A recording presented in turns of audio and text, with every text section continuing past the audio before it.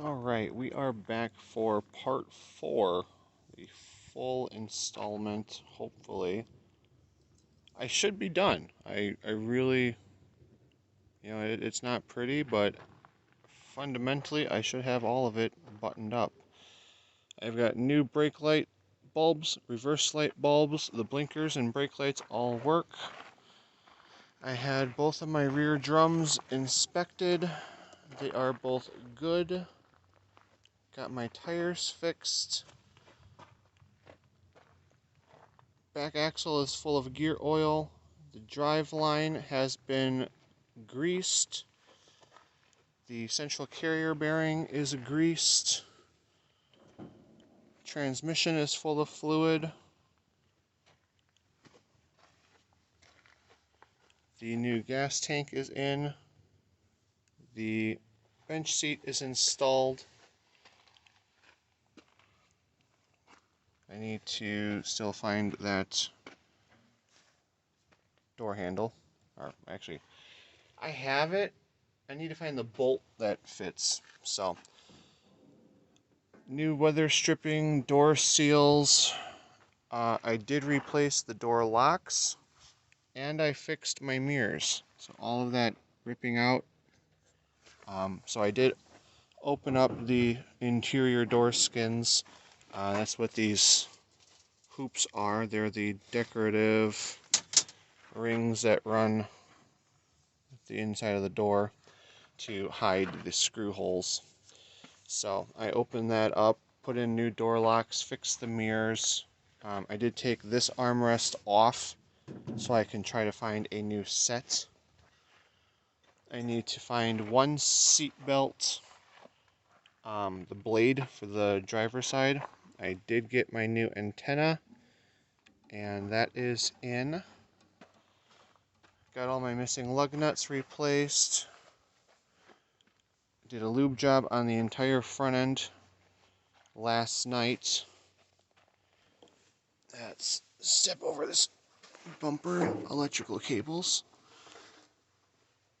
Alright, back to the front. The hood hinges are oiled and lubed.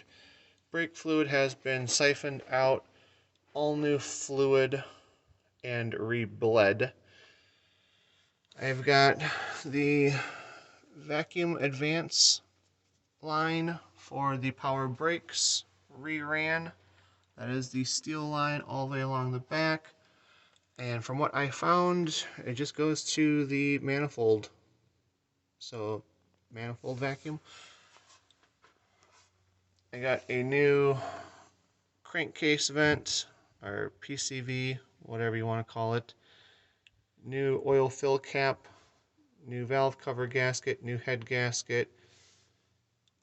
The oil pressure sensor, new oil change, oil filter, distributor points, plugs, cap, rotor, wires, spark plugs, fuel pump, fuel filter, all new pickup line to a glass inline so I can at least keep an eye on things, as well as my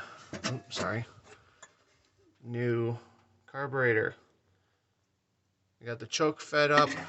I do need to get the carburetor return springs for the gas pedal, but that is at least all mounted and wired, plumbed. Intake and exhaust manifold gaskets, new starter, new alternator, new exhaust pipe flange gaskets, new heater gate valve, all new hoses, new solenoid, new battery cables all the way around, new alternator belt. I reused the original fan because there's really nothing wrong with it. It's just scary as all hell because it's rigid. There is no fan clutch on something this old. No shroud, no safety. So, if you ever FOFA, F-O-F-A, if you know what it stands for, you know what I'm talking about. It's a one-time accident. New radiator, cap, all new antifreeze. I have got new headlights coming. The Xenon Ultra Brights. Those are very dim, very yellow, and you can barely see across my driveway. So I have a new vent window coming as well.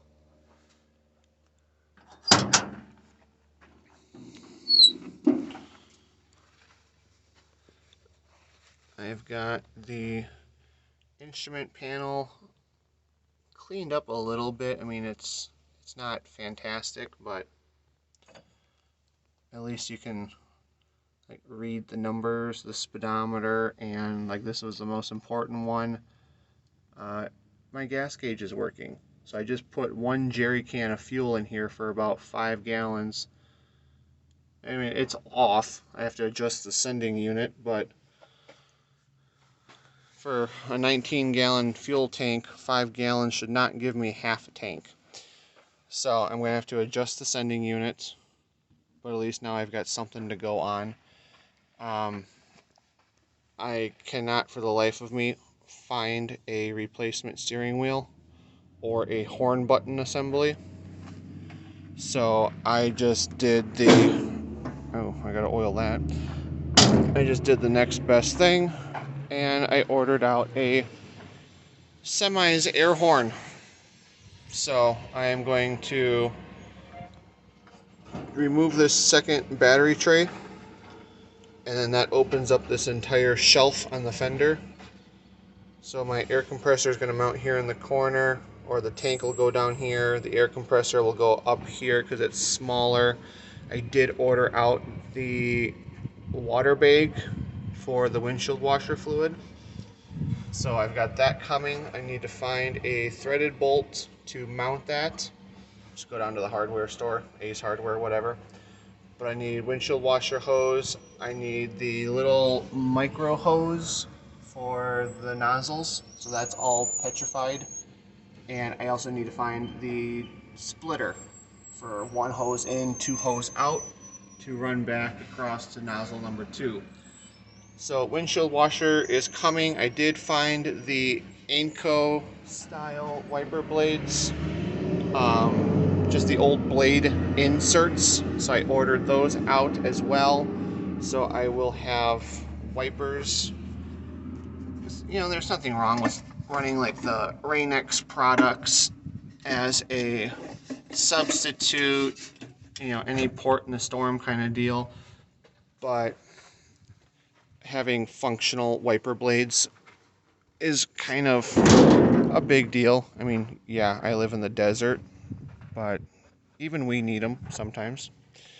I did find the missing letter R. Ordered that on eBay.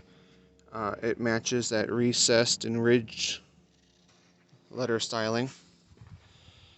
So I just put gas in it, and I was going to try and do my first start, and I've got a dead battery.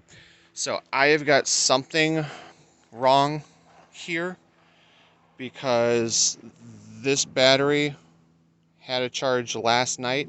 I did get the engine to finally talk to the key, and I did get a rah rah rah rah rah rah rah. There's no fuel. Okay, that's fine. I know the gas tank is empty. It's brand new. So I just got up this morning, went and got gas, put 5 gallons in it, and now this thing is stone dead. So I have got a ground fault somewheres. I have got something leaching power, or I just have a royally fucked battery. I want to go for option 3. So I don't know. This is like the 3rd time that I've had to charge it in like a week. So there should be no reason why it's going dead just overnight. And yeah, 0.8 volts. I've got a dead short in that cell someplace. So I'm going to disconnect everything because I know it really looks like an electrical mess. It's truly not. This is the live coming off of the alternator. That is my charging cable. to recharge the battery. This one was attached, paired to him on the old battery terminal. That was my accessories line. And then this is my jump cable from the live terminal to my starter solenoid. So, like, I've got everything right. My ground is going directly to the block. That is a brand new cable. It's just laying on top of the alternator. It is not, like, actually touching it. So it's like I'm not getting a fault ground. I sanded up that terminal, polished that all up so I have a good ground there. And then the starter has its new cable coming up here to the negative side of the starter solenoid. So like my major things, I'm all right. I'm just wondering if, can my battery go dead like overnight? Like the, what is it? The body ground?